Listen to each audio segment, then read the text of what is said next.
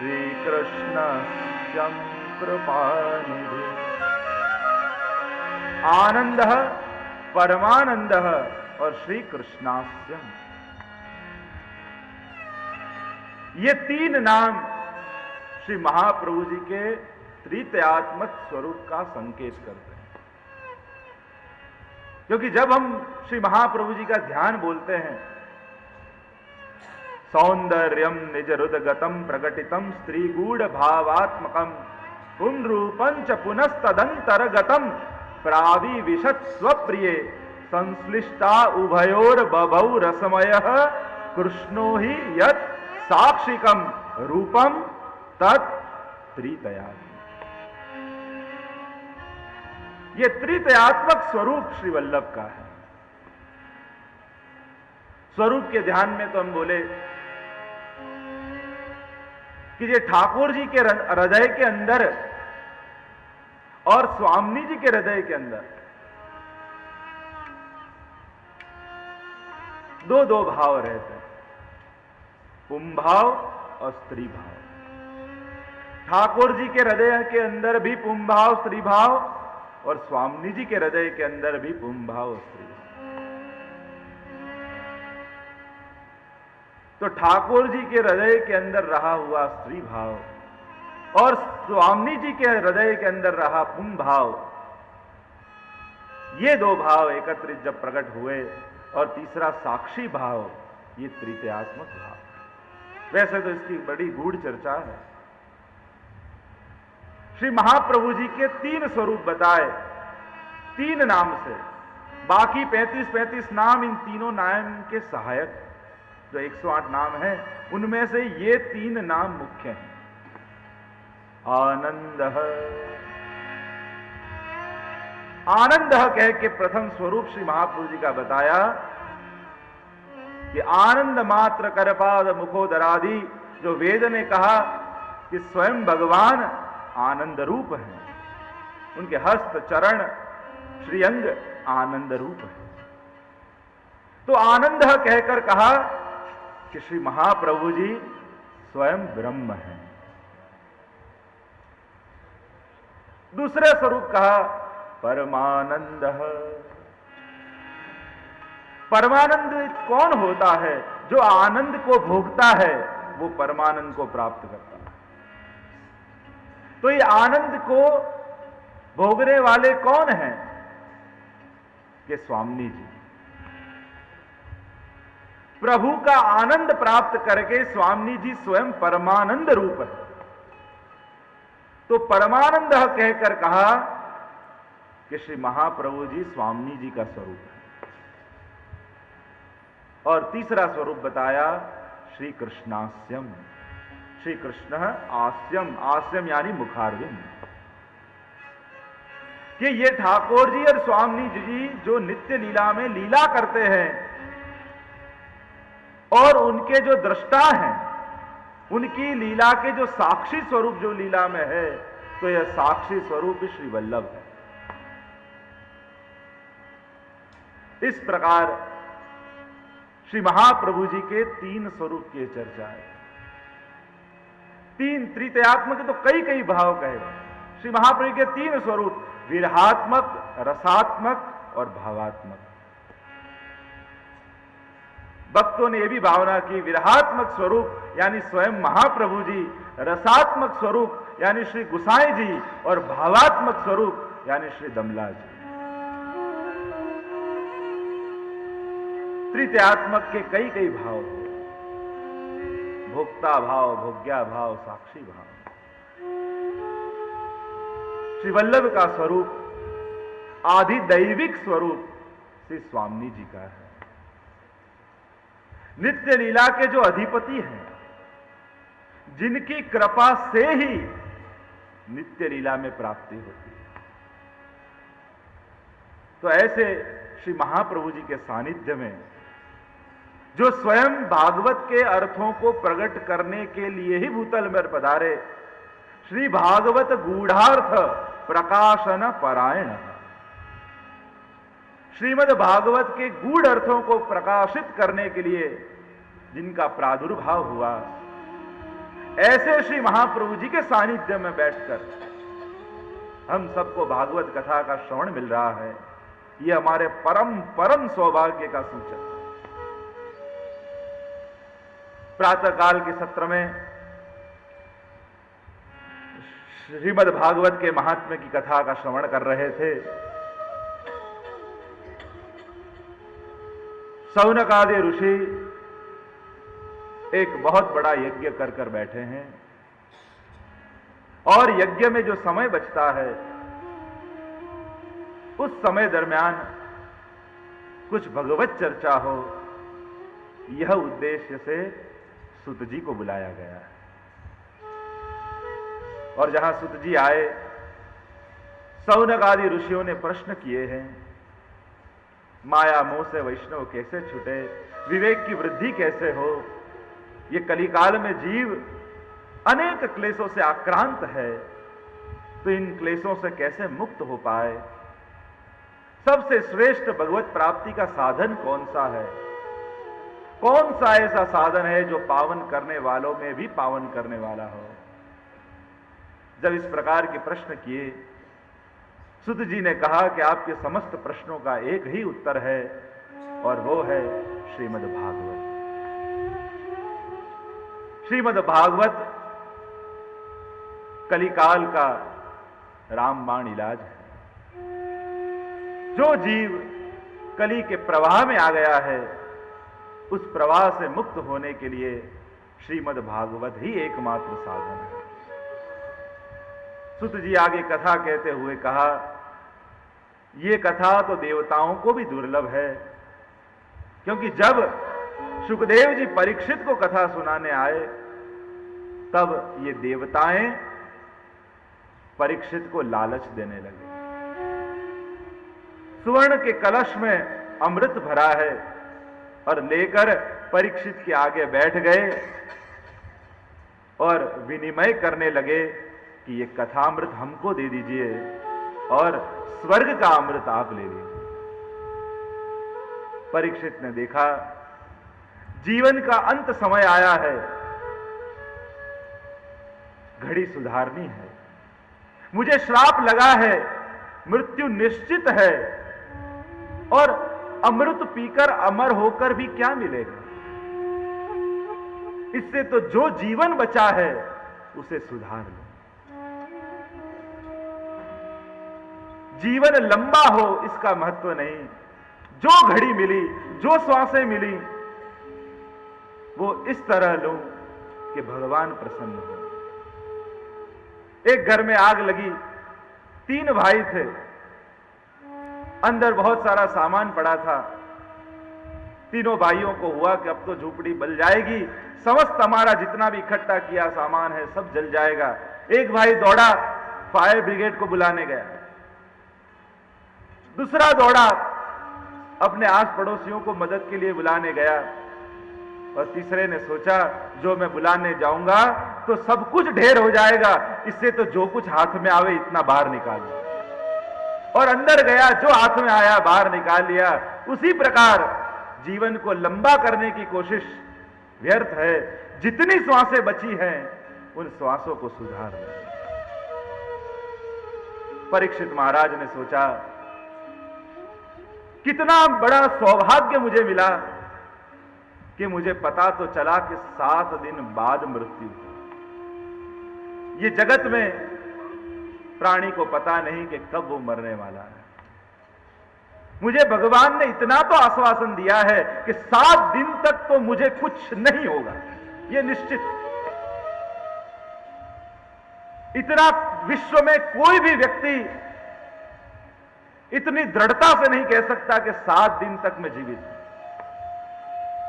भगवान ने कृपा करके मुझे इतना विश्वास दिया कि 7 दिन तक मुझे कुछ नहीं होगा। तो अब इस स्वर्ग के अमृत की लालच में न पड़ते हुए ये भगवान का जो कथामृत मिला है उसे सुधार लो। अभक्तांश विघ्नाय न ददौ स कथामृतम।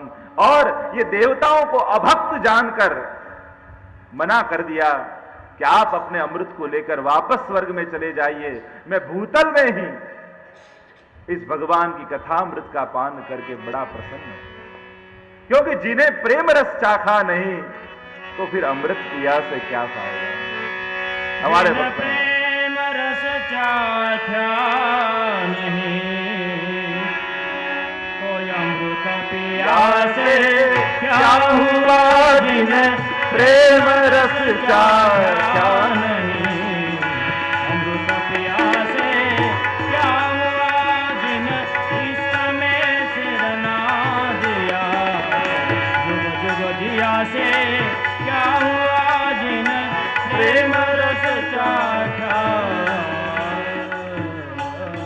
जिसने भगवान के प्रेम का रस न चाखा हो वो फिर अमृत भी पी ले तो उसका जीवन व्यर्थ है। ये अमृत तो ऐसा है जो स्वयं महादेव जी इस कथा गंगा को अपने हृदय में धारण करते हैं। भगवान से निकली, चरणों से निकली जो गंगा है उसे मस्तक पर धारण किया, पर भगवान के मुख से जो गंगा निकली, ये कथा गंगा, उसे तो अपने हृदय में धारण कर लिया। आगे कहने लगे सुत जी, सुखदेव जी ने परीक्षित को कथा सुनाई, पर कथा श्रवण की विधि तो सनत कुमारों ने नारद जी को बताई। जब ब्रह्मा जी को हुआ, आश्चर्य हुआ कि परीक्षित की 7 दिनों में मुक्ति हो गई, उन्होंने भगवत प्राप्ति के सभी साधनों को एक तराजू में रखा और दूसरे तराजू में श्रीमद् भागवत जी को रखा, तो भागवत जी भारे हुए। जहां सुत जी ने कहा कि कथा श्रवण की विधि सनत कुमारों ने नारद जी को सुनाई, सौनक जी ने पूछा कि ये सनत कुमार और नारद जी का मेलाप कहां हुआ। जहां ये प्रश्न किया, सुत जी कहने लगे, अत्र ते कीर्तयिष्यामि भक्ति युक्तं कथानकम् शुकेर मम यत्रोक्तं रहस्यं विचार्य च। एकदा हि विशालायां चत्वार ऋषयो मला सत्संगार्थ समायाता दद्रसुस्तत्र नारदम्। सुत जी कहने लगे, ये कथा सुखदेव जी ने मुझे अपना प्रिय शिष्य जानकर एकांत में सुनाई। वो कथा मैं आपको कहता हूं। एकदा ही विशालायाम चत्वार ऋषयो मला सत्संगार्थ समायाता दद्रसुस्तत्र नारदम्। एक बार ये सनत कुमार, सनक सनंदन सनत सनत कुमार, ये चारों सनत कुमार सत्संग के लिए विशाल बद्रिकाश्रम जो क्षेत्र है वहां पर एकत्रित हुए। देखो, एक वस्तु याद रखो, सत्संग भी स्थान पर आधार रखता है। किस स्थान पर बैठकर हम सत्संग कर रहे हैं उसका भी बहुत बड़ा महत्व है। नहीं तो सनत कुमार क्यों बद्रिकाश्रम गए? सत्संग ही करना था तो जहां थे वहीं सत्संग कर लेते। पर ये चारों सनत कुमार एकदा ही विशालायाम, विशाल क्षेत्र में सनत कुमार गए। क्यों? क्योंकि स्थान भी महत्व रखता है। तो ये सनत कुमार विशाल क्षेत्र में सत्संग के लिए एकत्रित हुए, क्योंकि कौन से स्थान पर सत्संग हो रहा है इसका भी बड़ा महत्व है।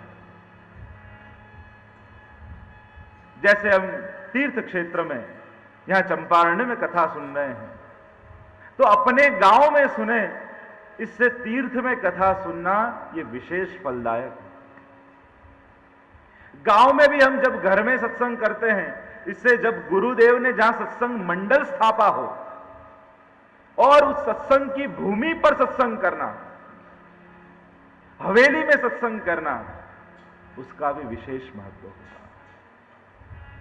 एकदा हि विशालायां चत्वार ऋषयो मला सत्संगार्थ समायाता दद्रसुस्तत्र नारदम। चारों जन सत्संग के लिए एकत्रित हुए और उतने में ही दद्रसुस्तत्र नारदम, इतने में नारद जी को जाते हुए देखा। जाते हुए तो देखा, पर नारद जी को देखकर बड़ा आश्चर्य हुआ।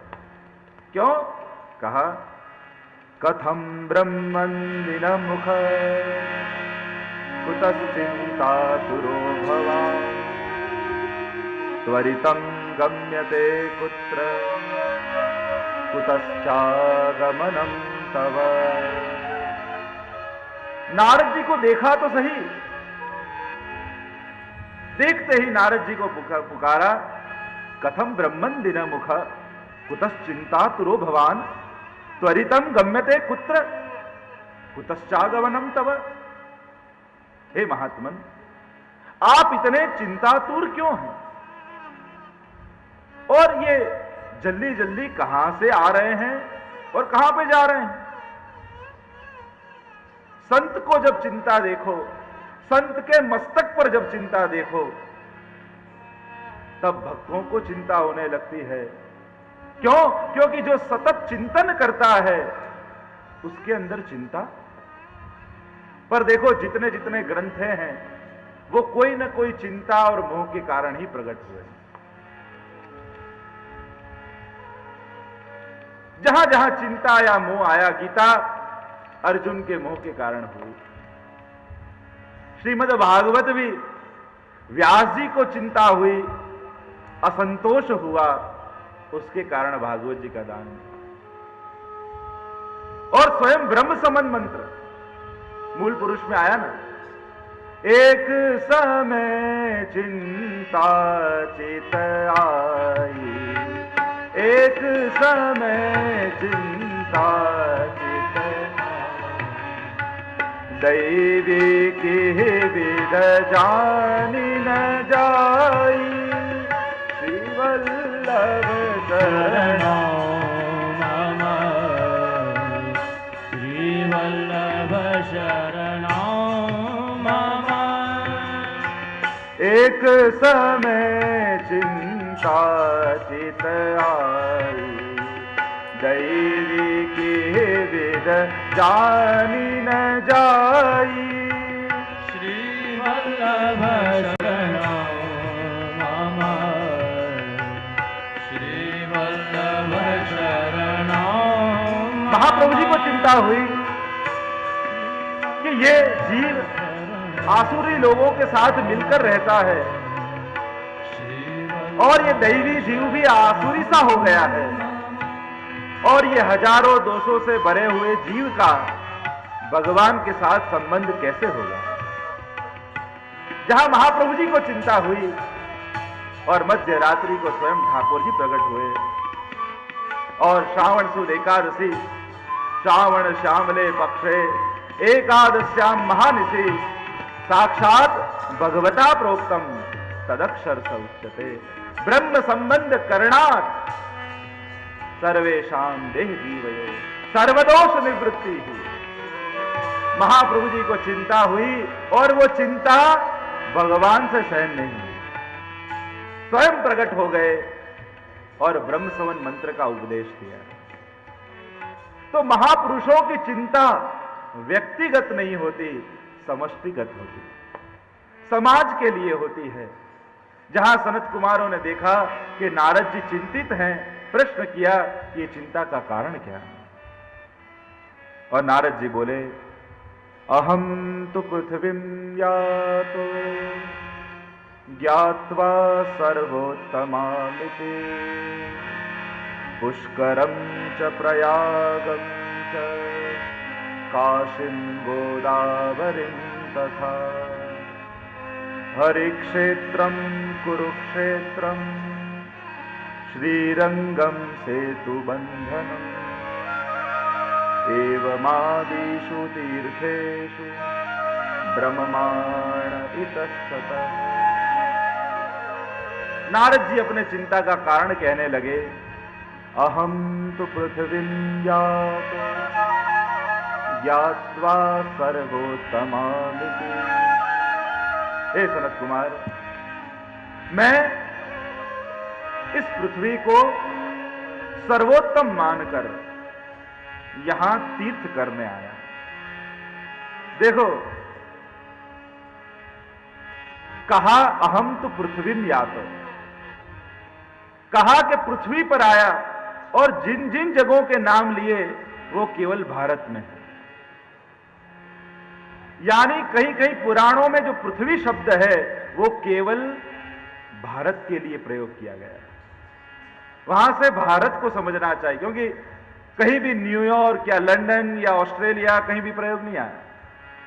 कहा अहम तो पृथ्वीम यातो, मैं पृथ्वी गया, पर पृथ्वी में जो जो नाम लिए वो सब भारत में ही। यानी यहां जो पृथ्वी शब्द है वो केवल भारत के लिए। जैसे महाप्रभु जी के लिए हम कहते हैं ना कि 3 बार पृथ्वी प्रदक्षिणा की, पर महाप्रभु जी कभी भारत से बाहर नहीं गए। क्या पता उस समय पासपोर्ट नहीं होगा, पर वहां पृथ्वी शब्द केवल भारत के लिए प्रयोग किया गया है।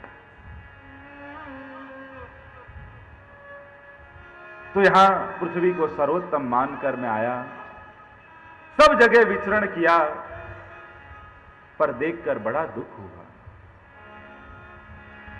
ये कलयुग ने, ये कलिकार ने समस्त शुभ को बांध लिया है।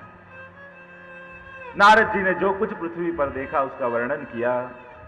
सत्यम नास्ति तपः शौचम दयादानं न विद्यते उदरम भरिणो जीवा वराकाकूटभाषिणः। सत्य का नाश हो गया, तप का नाश हो गया है, शौच, पवित्रता, दया, दान नहीं रहा। लोग केवल पेट भरने को ही जीवन मानते हैं। सत्य चला गया। हम हिंदी बोलते हैं, इंग्लिश बोलते हैं, उर्दू बोलते हैं, गुजराती बोलते हैं, मराठी बोलते हैं, संस्कृत बोलते हैं, पर सत्य नहीं बोलते। भाषाएं सब बोल लेते हैं, पर सत्य नहीं बोल पाते। लोग डरते हैं सत्य बोलते, और जो सत्य पर चलते हैं उन्हें डराते भी हैं। ये क्या पुराने सब सिद्धांतों को पकड़ के बैठे हो, ऐसे ऐसे प्रमाण देते हैं, देखो लोग कितने आगे निकल गए, प्रैक्टिकल हो जाओ। ये प्रैक्टिकल शब्द इतना सुंदर प्रयोग करते हैं, और जो सत्य पकड़ के बैठा हो उससे कहते हैं ये प्रैक्टिकल नहीं लगता। प्रैक्टिकल बनो, यानी झूठ बोलना सीख लो, थोड़ा छल कपट करना सीखो, थोड़ा प्रैक्टिकल बनो। सत्य का नाश हो गया। जो सत्य का आचरण करता है उसे समाज डराता है, और भय के कारण लोग सत्य को छोड़ने लगे। आज सत्य कहीं नहीं दिखाई देता। देखो, ये एक अपराध, एक सामाजिक अपराध है। जो सत्य सिद्धांतों का पालन करता है उसे इस प्रकार की गलत बातें करके सत्य छुड़वाना, ये सामाजिक अपराध है। जो पालन करते हैं उसे शाबाशी दो। हम पालन नहीं कर पाते, पर आप करते हो। आप इतने सत्यनिष्ठ हो, आप अपना कुछ घिस जाए, कुछ चला जाए, कुछ सहन करना पड़े तो भी सहन कर लेते हो, पर सत्य का पालन करते हो। भगवान आपको खूब बल दे, उसका प्रोत्साहन करो। जो सत्य के मार्ग पर चलते हैं उसे प्रोत्साहित करो। जो आप उसका पास, क्योंकि सत्य को हमने इतना कठोर बना दिया, सत्य और भय साथ साथ में हो गए हैं कलयुग में, क्योंकि यही मान्यता हो गई कि सत्य का पालन करोगे तो आपके साथ बुरा होगा। सत्यमेव जयते, ये केवल लिखने की बात रहेगी, क्योंकि व्यवहार में तो यही हो गया कि जो सत्य का पालन करेगा वो रह जाएगा। सत्य को इतना कटु हमने बना दिया, सत्य को इतना बुरे ढंग से प्रस्तुत करते हैं। कई बार लोग नहीं कहते हम तो सच्चे सच्चा मोढ़े पे कह दें, पीछे से अपन को बात करने की आदत नहीं। पर ये भी क्यों? सीधा मुंह पर कह देना यह भी कोई सद्गुण नहीं है। आप में धैर्य नहीं है, सीधा सीधा क्यों निकल जाए, यह भी कोई सद्गुण वाली बात नहीं है। હું તો ઘણી વાર એમ જ કહું, પાછળથી બોલે શાંતિ, આપણે ક્યાં સાંભળીએ, આપણને ચિંતા નહીં। જે બોલે જે સાંભળે એને चिंता। मुंह पे के इससे तो पीछे बात करे उसमें शांति है। हम लोग यूं फरियाद करते हैं कि इससे तो मुंह पर कौन है, पीछे क्या बात करते हो। पर मैं तो कहता हूं पीछे बात करे तो अच्छा है। मुंह पे कहेगा तो आपको टेंशन होगा, और पीछे कहेगा तो जिसने सुना है उसको टेंशन होगा। अपने शांति। सत्य को मधुर बनाओ, आपके अंदर रहे सत्य को इतना मीठा बनाओ, आपका व्यक्तित्व इतना अच्छा बनाओ कि लोग आपके पास सत्य सुनने आवे। उसके पास जाओ, वो कहेगा वो सच्ची बात हो। देखो, जो सब में हां हां करता हो ना, उसकी हां की कीमत नहीं रहती, और जो सब में ना ना कहता हो उसकी ना की भी कीमत नहीं रहती। जो सब में हां कहता हो तो लोग कहते हैं ये तो हां ही पाड़ेगा, इसको क्या पूछना। और जो सब में नेगेटिव ही हो, ना ही कहता हो, लोग इससे मत पूछो तो ना ही कहने वाला। जो सत्य को पकड़कर बैठा है उसकी ही हां और ना की कीमत है। आपके अंदर रहा हुआ सत्य इतना मधुर बनाओ कि लोग आपके पास सत्य सुनने आवे। जैसे गांधी जी ने सत्य का पालन किया तो लोग सत्य सुनने उनके पास जाते। सत्य का आग्रह उनके जीवन में था तो लोग उस आग्रह के वश होकर उनके पास सत्य सुनने जाते थे। तो सत्य मधुर बनाओ। कलयुग ने सत्य को हर लिया, तप रहा नहीं है, तब भी अपनी इच्छाओं के अनुकूल हो गया। ये कलयुग ने दो शक्ति मनुष्य की घटा दी, श्रम शक्ति और सहन शक्ति। आज के जीवों में न श्रम शक्ति है न सहन शक्ति है। हम क्यों सहन करें।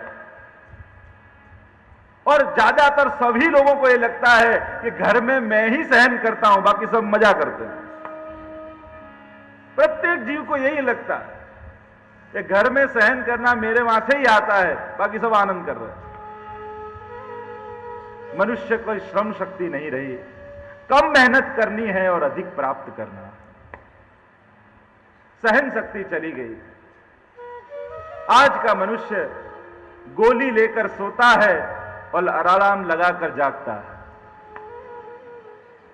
सोने के लिए गोली लेनी पड़ती है और जागने के लिए अलार्म लगाना पड़ता है। न नींद अपने बस में रही न जागना अपने बस में रहा। और बजे तो भी यूं कहता है कि किसने बजाया, जोर से मारता है जाने कोई और लगा के चला गया वाला। खुद ने ही लगाया है फिर भी बचता है तो इसी लगाने वाले पर चिढ़ आती। ये कलयुग के जीव प्रमादी हो गए। जहां है वहां बढ़ता ही जा रहा है, जहां नहीं है वह खत्म होता जाता है। जो भूखे हैं उनकी भूख बढ़ती जा रही है, उन तक अन्न नहीं पहुंच पाता, और जिनके वहां बहुत है उनको भोजन के लिए सब कोई बुलाते हैं। जिसके अंदर भूख नहीं है उसको 365 दिन के भोजन के आमंत्रण है, और जिसके अंदर भूख है उसके घर अनाज तक नहीं। गुजराती कवि ने कहा ना, जरूर छे जेना जीवतरनी एने कोई जीववा नहीं देता, जीवे छे मौत ना वाके एने कोई मरवा नहीं देता, धरायेलाना मोढ़ामा पराणे कोळिया दे छे ने भूखा ने काज वासी भात पण वधवा नहीं देता, सुखड़ ने घी थकी बळता सबो धनवान ना मोंघा ने गरीब नी लाश पर पूरू कफन पण चढ़वा नहीं देता। ऐसी विषमता संसार में दिखाई दी। सत्य, दया, तप, दान सब नाश हो गया। मंदा सुमंद मतयो मंद भाग्यायुपद्रुता, पाखंडी निरता संतो विरक्ता सपरिग्रह। मनुष्य मंद बुद्धि वाला हुआ, मंद भाग्य वाला हो गया। केवल स्वार्थ ही सोचता है। मनुष्य की बुद्धि कहां तक जाती है कि अपने स्वार्थ तक। हम अपने स्वार्थ के आगे अधिक आगे सोच ही नहीं पाते। देखना, आप अपने विचारों को देखना। आपकी बुद्धि, अपनी बुद्धि कहां तक काम करती है? जहां तक अपना स्वार्थ सिद्ध होता हो। प्रत्येक कार्य, सेवा में भी हमको आनंद आवे तो सेवा करें, जिस दिन नहीं आवे तो ठाकुर जी पधराए आते। सत्संग में भी जहां हमको आनंद आ रहा है वहां तक सत्संग लेते हैं, जहां हमको आनंद नहीं आया तो उठ के चले जाते। केवल हमारी बुद्धि स्वार्थ का विचार करती है। दो ही सिद्धांत मुख्य हो गए, मेरा क्या और मुझे क्या। कोई भी कार्य करो तो पहले पूछे इसमें मेरा क्या, और अपना कुछ सिद्ध होता न दिखाई दे तो क्या इसमें मुझे क्या। जो होना हो। मनुष्य स्वार्थी हो गया, मंदभागी हो गया। पाखंडी निरता संत विरक्ता सपरिग्रह। पाखंडी संत बनकर बैठ गए। संत पाखंडी नहीं बने हैं, पर पाखंडीय संत बन गए। जब किसी कोई भी संत का आश्रय करने जाओ तो देखना ये संत, ये महात्मा कौन सी परंपरा के हैं। हमारे यहां इसीलिए परंपरा का महत्व है। आज कोई भी 4-5 कथा कर महात्मा बन जाता है और लोग पीछे भागने लगते हैं, फिर वो महात्मा कुछ भूल करे फिर लोग धर्म को बदनाम करते हैं। ये हमारी भूल है।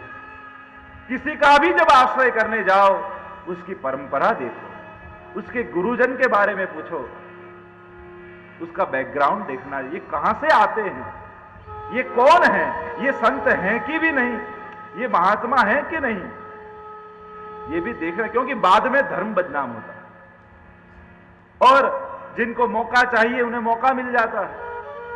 ये संत महात्मा हैं तो ऐसा करते हैं, पर वो महात्मा था? पाखंडी निरता संत। संत पाखंडी नहीं, पाखंडी संत बनकर बैठे।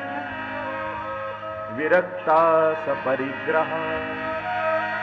और विरक्त जो सन्यासी हैं वो परिग्रह वाले हो गए। एक शास्त्री जी की हमने कथा रखवाई थी तो बात कर रहे थे कि एक बार मेरी बद्रिकाश्रम के एक आश्रम में कथा चल रही थी, तो जिन सन्यासी ने रखाई थी 2 दिन तो कथा में दिखे, तीसरी दिन दिखाई नहीं दी। तो पूछा जब आए वापस चौथे दिन के कल क्यों ना दिखाई दिए, तो सन्यासी ने कहा कि पास के आश्रम वाले के साथ हमारा केस चल रहा है। विरक्ता सपरिग्रह। तीर्थों में भी शांति न दिखाई दी। और अब जो बात आ रही वो मैं नहीं कह रहा हूं, नारद जी ने देखा। तरुणी प्रभुता गे चाल को बुद्धिदायक, कन्या विक्रयणो लोभा दंपतीनां च कल्पनम्।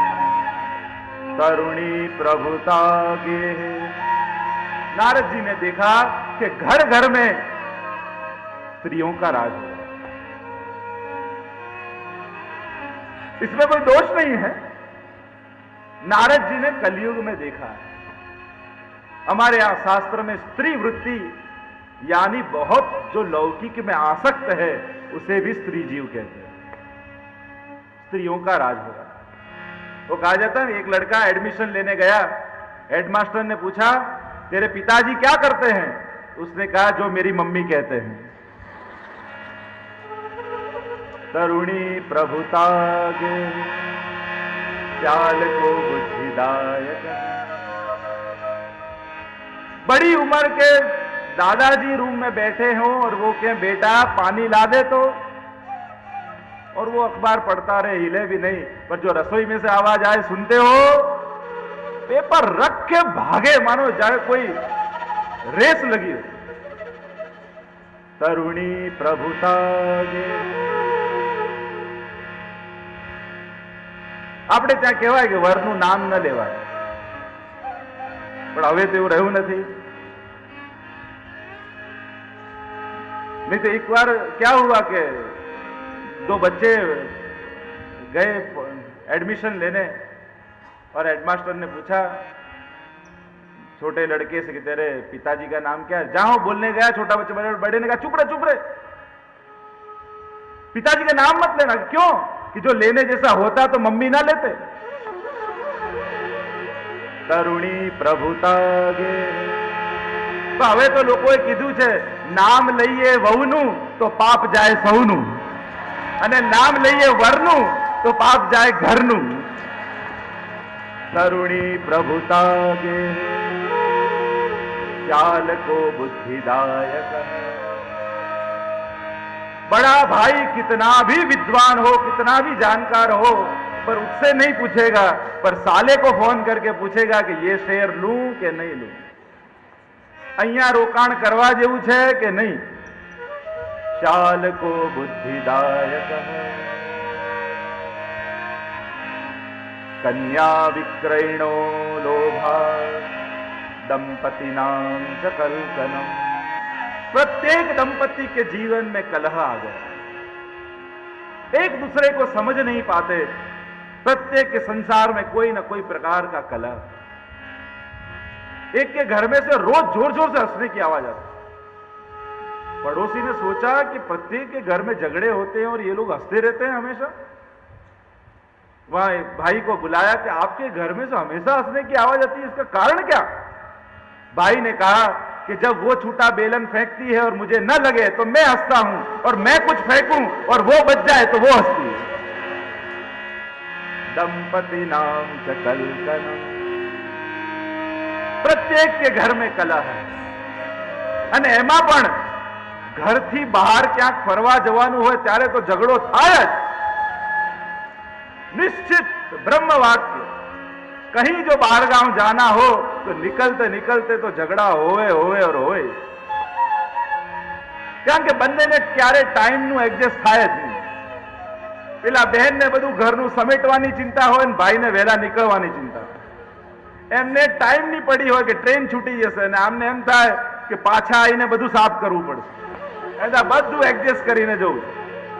એટલે ઘરથી નીકળવાનું હોય ત્યારે તો 100% થાય। दंपति नाम च कलकलम।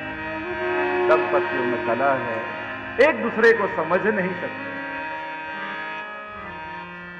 मुझसे एक मुखिया जी, हम रोज जाते थे भोजन करने, कोई गांव था, तो बहू जी को मीठा भाता है, मुझे तीखा भाता है। तो मुखिया जी कहते आप लोगों को किसे? मैंने दोनों को अच्छा है, वो कभी कभी थोड़ा तीखा खा लेती है, मैं कभी कभी मीठा खा लेता हूं। समझ शक्ति चली गई, छोड़ने की भावना चली गई, और इसलिए कलह आ गया। आश्रमा यवनैरुद्धा तीर्थानि सरितस्तथा देवतायतानश्च दुष्टै नष्टानि भूरिश।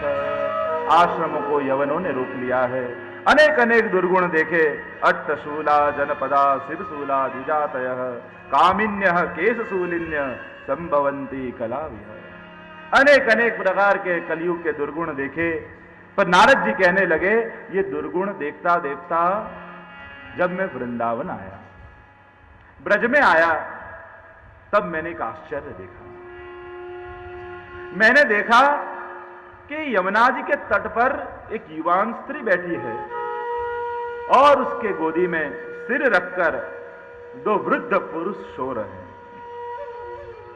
और अनेक स्त्रियां उसको पंखा कर रही हैं, और वो युवान स्त्री अपने गोदी में सोए हुए दोनों वृद्ध पुरुषों को जगा रही है। और जहां मुझे जाता हुआ देखा तो स्त्री ने आवाज लगाई, भो भो साधो क्षणं तिष्ठ मच्चिन्तामपि नाशय दर्शनं तव लोकस्य सर्वथा अगहरं परम। वो साधो क्षणं तिष्ठ। हे महात्मन, क्षणवार के लिए रुक जाए। दर्शनम तव लोकस्य सर्वथा अगहरम परम। आपका क्षणवार का दर्शन भी समस्त पापों को धो डालने वाला है। संत का क्षणवार सानिध्य काफी है। महापुरुष के सामने जरूरी नहीं कि घंटों भर बैठे रहो। क्षणवार में भी जो सानिध्य में आवे तो सबसे पहले उसके पाप चले जाते। पाप धुल जाते हैं सानिध्य मात्र। और जहां पाप जाते हैं शुद्ध बुद्धि जागृत होती है, क्योंकि पाप ही सत्कर्म करते रोकते हैं। क्षणवार रुकने के लिए कहा, बहुधा तव वाक्येन दुख शांतिर भविष्यति, यदा भाग्यम भवेत् भूरि भवतो दर्शनम तदा। आपके वाक्य से मुझे शांति मिलेगी, कृपया आप क्षणवार का सानिध्य मुझे प्रदान करें। नारद जी ने कहा, हे स्त्री, तू कौन है? और ये वृद्ध दो पुरुष बैठे हुए हैं, ये कौन है? ये हजारों स्त्रियां जो तेरी सेवा कर रही हैं, वो कौन है? और तब वो स्त्री ने अपना परिचय दिया, अहम तु भक्तिरीति ख्याता इमौ मे तनयौ मतौ ज्ञान वैराग्य नामानो काल योगेन जर्जरौ। मैं अहम भक्ति रीति ख्याता, मैं भक्ति हूं, और ये जो वृद्ध पुरुष लेटे हुए हैं, ये दोनों मेरे पुत्र हैं, ज्ञान और वैराग्य।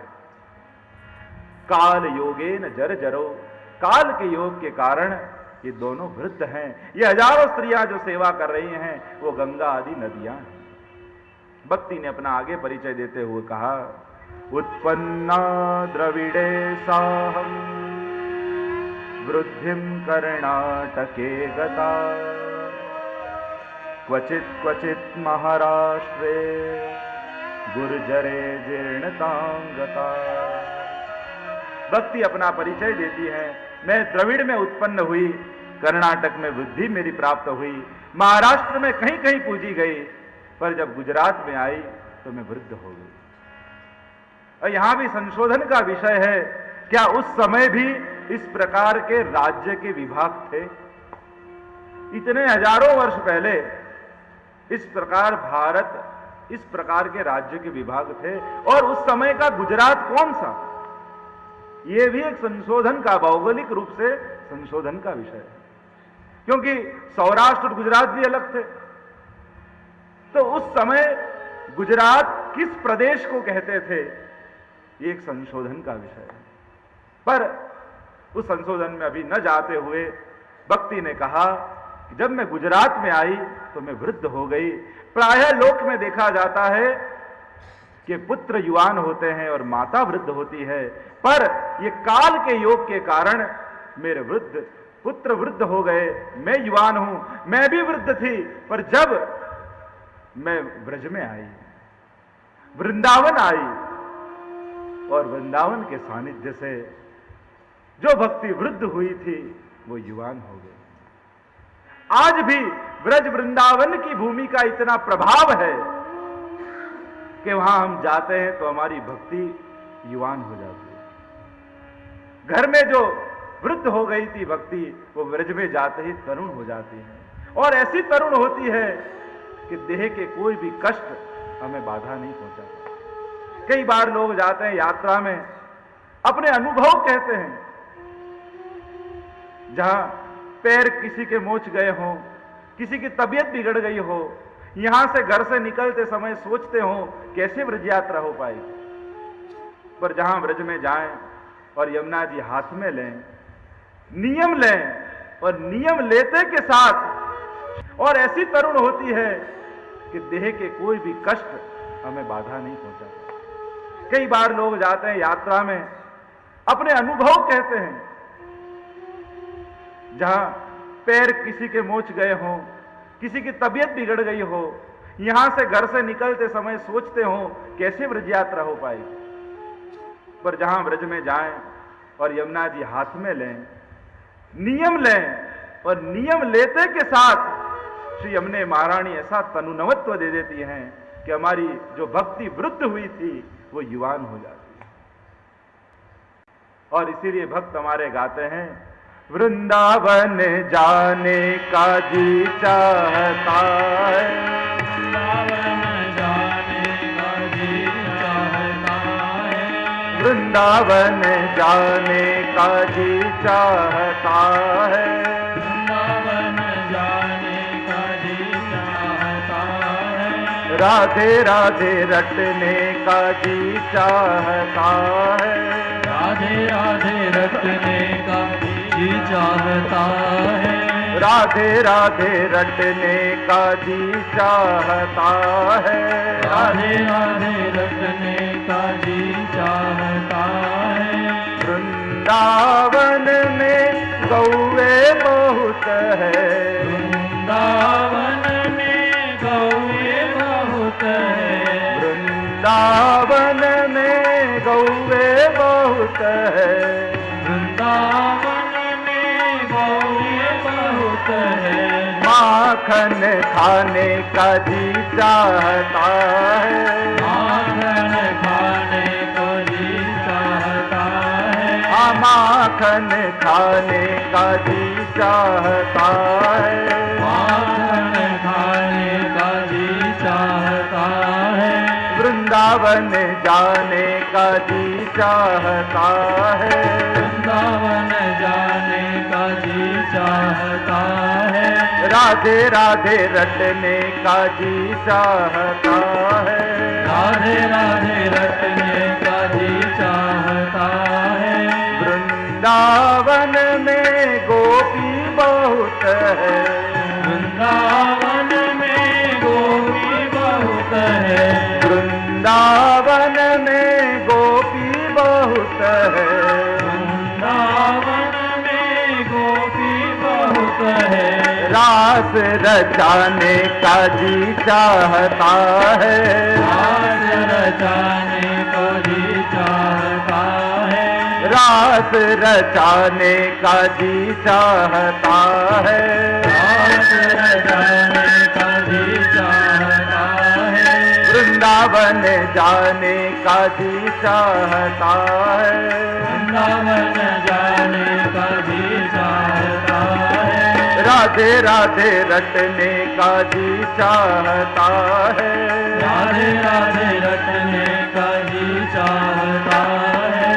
वृंदावन में जमुना बहत है, वृंदावन में जमुना बहत है, वृंदावन में जमुना बहत है, वृंदावन में जमुना बहत है। हाँ जमुना बहत है, हाँ जमुना बहत है, जमुना बहत है, हाँ जमुना बहत है। वृंदावन में जमुना बहत है, वृंदावन में जमुना बहत है। गोथ लगाने का जी चाहता है, गोथ लगाने का जी चाहता है, हाँ गोथ लगाने का जी चाहता है, गोथ लगाने का जी चाहता है। वृंदावन जाने का जी चाहता है, वृंदावन जाने का जी चाहता है, राधे राधे रटने का जी चाहता है, राधे राधे रटने का जी चाहता है। वृंदावन में बिहारी जी बसत है, वृंदावन में बिहारी जी बसत है, वृंदावन में बिहारी जी बसत है, वृंदावन में बिहारी जी बसत है। हाँ बिहारी जी बसत है, बिहारी जी बसत है, वृंदावन में बिहारी जी बसत है, वृंदावन में बिहारी जी बसत है। बिहारी जी बसत है, बिहारी जी बसत है, बिहारी जी बसत है, बिहारी जी बसत है, बिहारी जी बसत है, बिहारी जी बसत है, बिहारी जी बसत है। बसत है, वृंदावन में बिहारी जी बसत है, वृंदावन में बिहारी जी बसत है। दर्शन पाने का जी चाहता है, दर्शन पाने को जी चाहता है, हाँ दर्शन पाने का जी चाहता है, दर्शन पाने को जी चाहता है। वृंदावन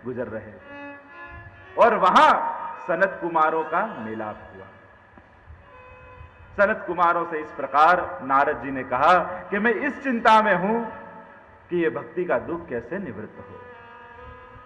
सनत कुमारों ने कहा, सत्कर्म तो इस कलयुग में एक ही है और वो है श्रीमद् भागवत कथा। हे नारद जी, आप भागवत कथा का आयोजन करें, स्वयं हम लोग कथा करेंगे और इस कथा के कारण ये भक्ति के दुख का निवारण होगा। नारद जी कहने लगे, कहां पर करें कथा? सनत कुमार कहने लगे कि हरिद्वार में आनंद नाम का तट है, वहां पे कथा का आयोजन करो। हम स्वयं व्यासपीठ पर विराजमान होकर कथा करेंगे और इसके कारण निश्चित ही भक्ति का कष्ट निवृत्त हो जाएगा। और नारद जी तो गए हरिद्वार, सब कथा की तैयारी की, सब जगह संदेशा पहुंच गया, ओहो भागवत कथा होने वाली है, स्वयं नारद जी करवा रहे हैं और स्वयं सनत कुमार कर रहे हैं। सभी ऋषिगण वहां पर अलग अलग रूप लेकर आने लगे, सब पर्वत, नदियां, तीर्थ भिन्न भिन्न रूप लेकर आए, अनेक अनेक ऋषियों के नाम बताए, भृगु, वशिष्ठ, चमन, गौतम, मार्कंडे, विश्वामित्र, अनेक अनेक ऋषियां कथा श्रवण के लिए आए। सबको योग्य स्थान आसन दिया गया। सनत कुमार कथा करने के लिए व्यासपीठ पर विराजमान हो गए। सनत कुमारों ने भागवत के महात्म्य का वर्णन किया। सनत कुमार कहने लगे, सदा सेव्या श्रीमद् भागवती कथा, यस्या श्रवण मात्रेण हरिश्चेतम समाश्रये। महात्म्य का वर्णन करते हुए सनत कुमार कहने लगे, ये भागवत कथा तो सदा सेवन करने योग्य है, क्योंकि ये कथा ऐसी है कि जिसके माध्यम से स्वयं भगवान हमारे हृदय में आकर विराजमान हो जाते हैं। कथा भागवतस्यापि नित्यं भवति यद्गृहे, तद्गृहं तीर्थरूपं हि वसतां पापनाशनम्। ये कथा ऐसी है, जिसके घर में नित्य भागवत जी का पाठ होता है, वो घर स्वयं तीर्थ बन जाता है और उस तीर्थ में जो भी निवास करता है वो उसके सभी पाप